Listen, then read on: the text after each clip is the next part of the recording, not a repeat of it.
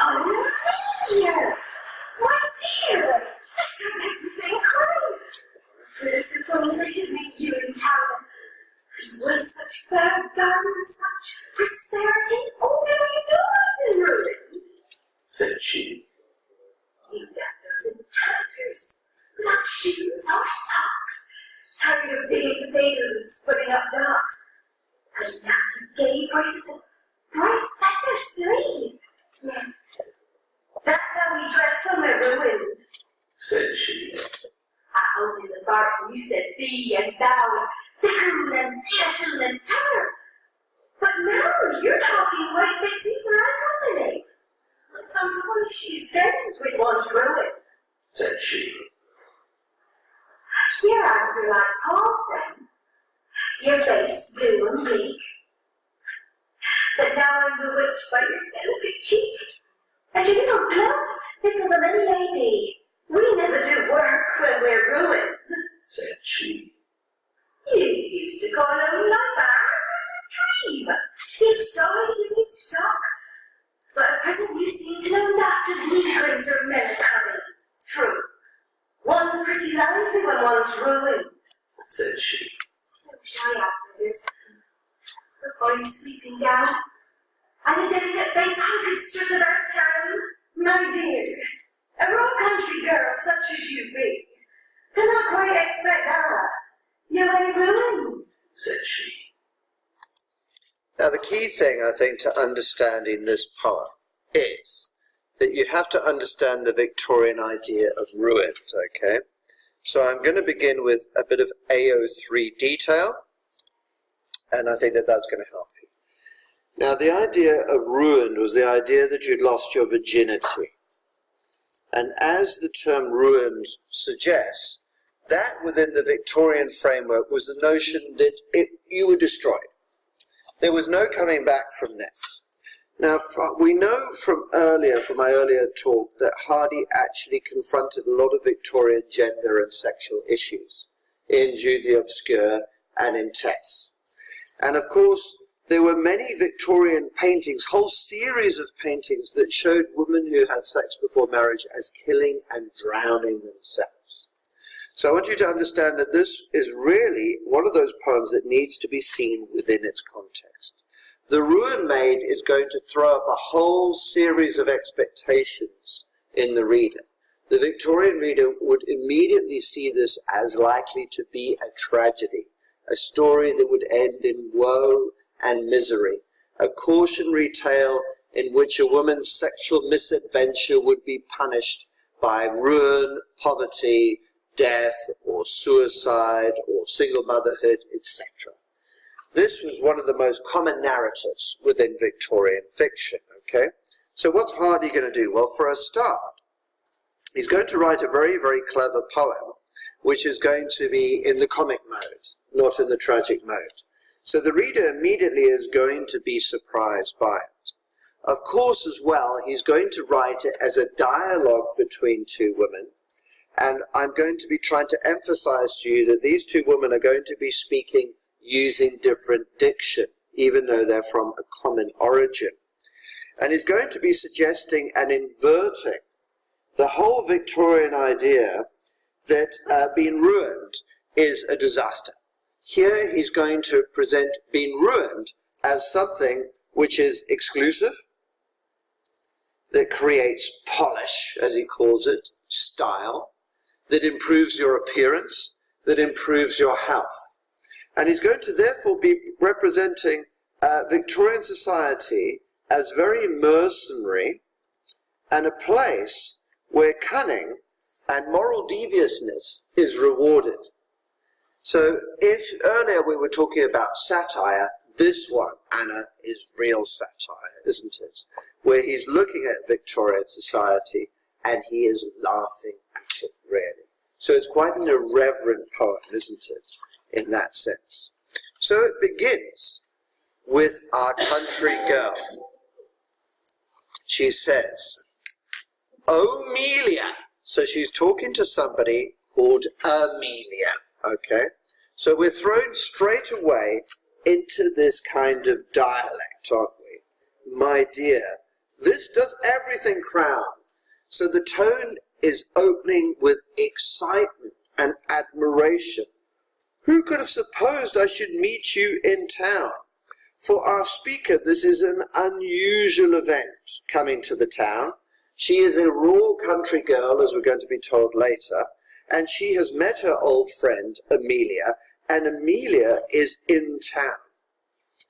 And she says, and whence such fair garments, such prosperity? Look at the hyphen there. What's it there for? It draws out the E sound. It makes us mispronounce the word prosperity, which means there's more emphasis upon it, together with the Sasora here.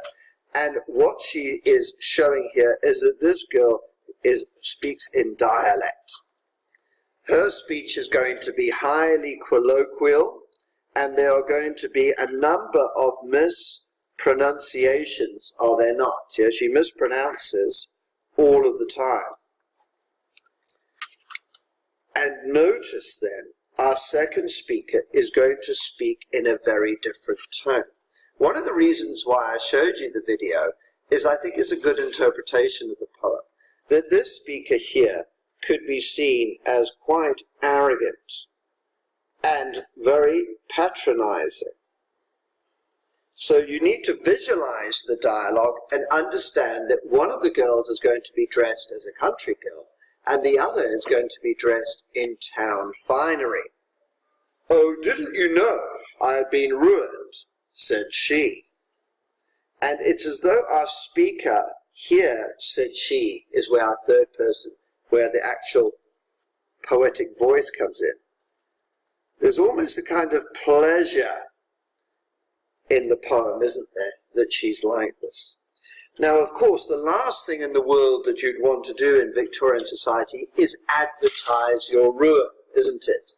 That would be to the ruin of you, because Victorian society was so obsessed with notions of reputation, wasn't it, here? But here she's boasting of it. So rather than ruin becoming something to conceal, it becomes something to celebrate. And I want you to imagine the irony and the comedy of the fact that she is broadcasting the case. So it's almost what we could call the word ruin experiencing what we call a semantic reversal. Semantic means to do with meaning, okay? So we have a complete reversal in it. She's taking something which culturally is disastrous, that has these terrible pejorative connotations, and she's going to retune this word to mean something good. I'm reminded of the use of, say, the word sick in teenage diction today, yeah? All right. You left us in tatters, so we're going to get our backstory here. Without shoes or socks, tired of digging potatoes and spudding up docks. Notice these very harsh verbs, spudding, digging, okay? And words like docks with the strong consonants of the D's that is used here and the G's here. Hardy is giving us a genuine insight into the labour conditions of country people. Now, let's remember that the Victorian idea was often to show ladies as the woman, the angel in the home. Here you're having a much more realistic kind of look into how harsh labour was for women in the countryside, yeah? And so we have the juxtaposition of these two Amelias, don't we? We have the Amelia here who's absolutely in tatters, and then we have Amelia in the present with gay bracelets, bright feathers, and generally a lot of finery. So Amelia replies in every last line of the quatrain, doesn't she? The pattern is 3 lines of our country girl speaking, and Amelia's rather abrupt reply. Well, why would she only have 1 line? Well, I think she is rather aloof from this girl, isn't she? And I want you to understand that tone, that patronizing, condescending tone, which is occurring throughout. Again, we go back to our country girl who reminds us that Amelia spoke differently in the past as well. At home in the barn you said thee and thou, and tick on, and theasoon, and t'other. So we're reminded of this kind of rather quaint country dialect that Amelia spoke. But here, her diction is going to contrast completely. Again, we have the mispronunciation of the word company, don't we? Yes. Some polished is gained with one's ruin, said she.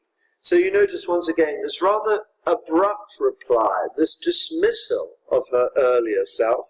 And the word polish is a lovely word, because polish obviously means have good manners, education, urban know-how, the ability to dress well, and to conduct yourself in a certain way.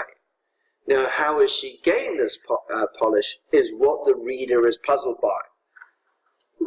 Again, we go to our country speaker with her 3 lines. Your hands were like paws. Notice the animalness. Blue and bleak, the plosives, showing again physical suffering, deprivation. But now I'm bewitched by your delicate cheek. Delicate, of course, is the idea that you've grown up with wealth, with privilege, etc. Here you have a representation of woman as an animal with paws, and this more familiar Victorian idea of delicacy. Now that delicacy would usually be achieved, wouldn't it, through an exclusive superior upbringing, but here it's been achieved, as we're going to find out, by being ruined. So each of Amelia's lines usually have something to do with ruin. We never do work when we ruin, said she. So again, this notion that ruin is tied up with privilege. You used to call home life a hag-ridden dream, and you'd sigh and you'd sock. So again, another look at the word sock, which means complain. Sigh, a more delicate sibilant here. Hag-ridden dream would be a very good phrase to use, wouldn't it? Okay, a very good phrase for you to swag. The notion that life has nothing to look forward to, the idea of hag, an old, broken woman, a very unfeminine, undelicate representation of femaleness. But at present you seem to know not of megrims or melancholy. So to remind us that life for the upper class is not so ridden with pain, not so ridden with emotional hurt, etc., that it's a privileged world. True, she says. One's pretty lively when ruined, said she. And this word lively here shows the new life, okay? The life of leisure and entertainment that's usually reserved for the rich is now hers. What's the great irony of that? Well, what's implied by this is either she's a prostitute or she is somebody's mistress, is she not? Both of which should have ruined her and disgraced her, made her life worse within the Victorian male framework. But actually, here she is boasting of it, enjoying the luxury of it. Her speech has improved, her appearance has improved, her state of mind is enormously different and transformed, isn't it? How has this metamorphosis occurred? It's occurred by giving away her morality. So who is the fool here? Is it the country girl who's working within the traditional framework, the Victorian moral framework, who is still living a life of drudgery and deprivation? Or is it Amelia who's given away to the dark side, but has prospered? And this is where Hardy's joke is. He's actually suggesting, isn't he, that society has got it wrong. That if you want to go ahead and get ahead as a woman, you should use your body and your sexual charms. And you should use it as a commodity, because it's going to improve your lifestyle so much. So you could argue it's a very cynical view, saying, a bit like Camelia Paglia today, the feminist who says that women should use their bodies, use anything to defeat patriarchy. It seems to me to be arguably a kind of feminist idea. that your body and love, etc., is a commodity. Alternatively, you could see it as quite a dark message, couldn't you? Suggesting that women are actually giving way to sexualization and playing into the hands of men. So I think it's a good poem to actually explore AO5, isn't it? And of course it ends with our country girl longing to join Amelia. I wish I had feathers, a fine sweeping gown, a delicate face, and could strut around town. She wants to be just like Amelia. Now, here you'll notice, structure-wise, Amelia gets 2 lines. Why does she get 2 lines? Because she actually sees the country girl's desire to be like her as presumptuous. And she's going to have 2 lines this time because she's going to put her in her place. My dear. Think about that, how patronizing that is. There's a status element there, isn't it? My dear.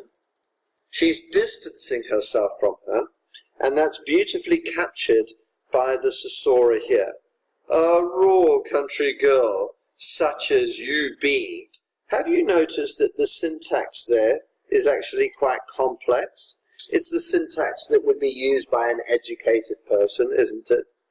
Cannot quite expect that. So Amelia's become a snob. And she wants to keep her ex-raw country friend in her place, doesn't she?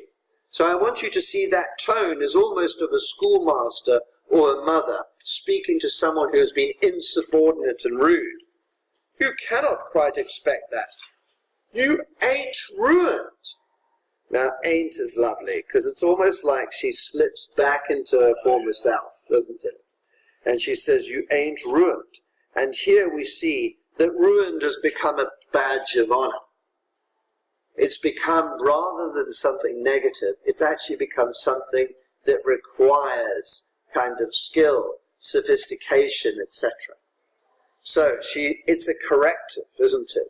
Putting her back in her place and saying, you cannot possibly join me in this state of luxury and finery. You don't belong here because you're innocent, which of course is meant to be a desirable thing.